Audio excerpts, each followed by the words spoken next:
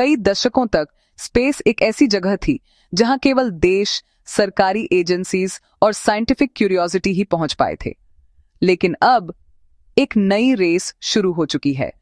यह देशों के बीच नहीं है, यह अरबपतियों के बीच है। आज ऑल अबाउट टेक पर हम यह सवाल पूछ रहे हैं, क्या स्पेस का फ्यूचर सुपर रिच लोगों के हाथ में है? प्राइवेट स्पेस रेस में आपका स्वागत है। चलिए पीछे चलते हैं। पहली स्पेस रेस यूएसए और सोवियत यूनियन के बीच कोल्ड वॉर की कंपटीशन थी।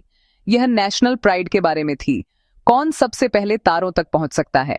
आज की बात करें तो अब केवल सरकारें ही इसमें शामिल नहीं हैं। स्पेस एक्स, ब्लू ओरिजिन और वर्जिन गैलेक्टिक जैसी कंपनियों ने ऑर्बिट में एंट्री कर ली है। लिटरली ये प्राइवेट कंपनियां सिर्फ नासा को सपोर्ट नहीं कर रही हैं, वे स्पेस एक्सप्लोरेशन को खुद रीडिफाइन कर रही हैं। चलिए नए एस्ट्रोनॉट से मिलते हैं, या हमें एस्ट्रोप्रेन्योर्स कहना चाहिए। इलन मस्क और स्पेसएक्स मार्स पर कॉलोनी बनाना चाहते हैं। वह स्टारशिप बना रहे हैं, अब तक का सबसे पावरफुल रॉकेट, जिसका मकसद ह्यूमैनिटी को मल्टी प्लैनेटरी स्पीसीज बनाना है। जेफ बेजोस ब्लू ओरिजिन के साथ हैवी इंडस्ट्री को स्पेस में ले जाने का सपना देखते हैं ताकि अर्थ एक प्रोटेक्टेड पैराडाइज बन जाए। रिचर्ड ब्रैंसन और वर्जिन गैलेक्टिक स्पेस टूरिज्म पर फोकस कर रहे हैं ताकि आम लोग, अमीर आम लोग अर्थ को ऊपर से देख सकें।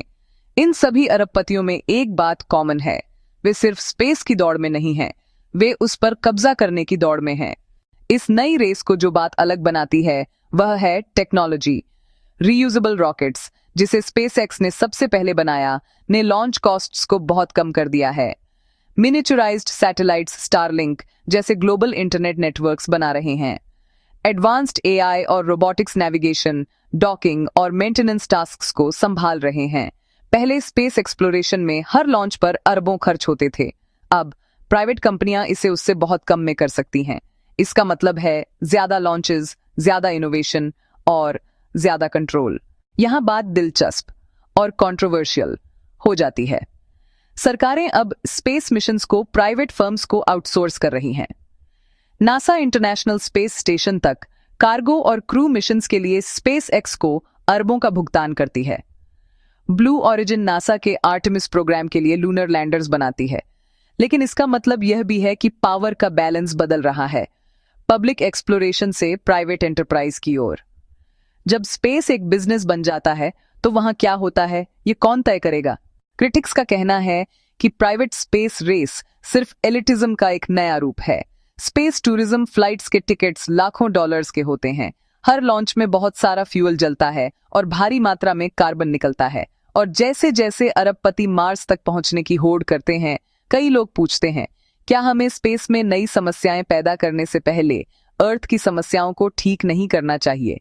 बाकी लोग स्पेस मोनोपोलीज के बढ़ने से डरते हैं, जहां कुछ कंपनियां कम्युनिकेशन सैटेलाइट्स, एस्टेरॉयड माइनिंग और फ्यूचर कॉलोनीज को भी कंट्रोल करेंगी। दूसरी ओर यही कंपनियां इनोवेशन को अनबिलीवेबली तेजी से बढ़ा रही हैं। स्टारलिंक दुनिया के रिमोट हिस्सों में इंटरनेट ला रहा है, रीयूजेबल रॉकेट्स एक्सप्लोरेशन को सस्टेनेबल बना रहे हैं, और प्राइवेट स्पेस टेक के बिना हम शायद अगली बड़ी छलांग के लिए दशकों तक इंतजार कर रहे होते।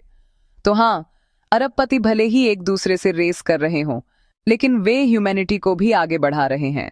तो क्या प्राइवेट स्पेस रेस एक नए स्पेस एज की शुरुआत है या कॉस्मिक कैपिटलिज्म की शुरुआत? शायद ये दोनों है।